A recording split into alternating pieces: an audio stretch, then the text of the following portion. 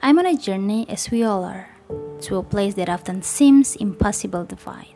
And then something in me began to change. My eyes opened to a new horizon. I came to realization the earth has a heartbeat.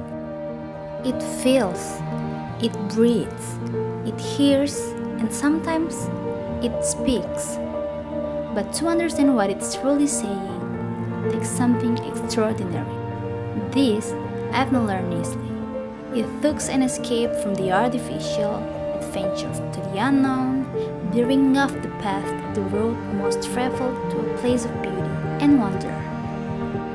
Nature has something to say to each of us, and to each of us, it has something unique. To me, it says, be as I am, be great, be wise, and never stop growing.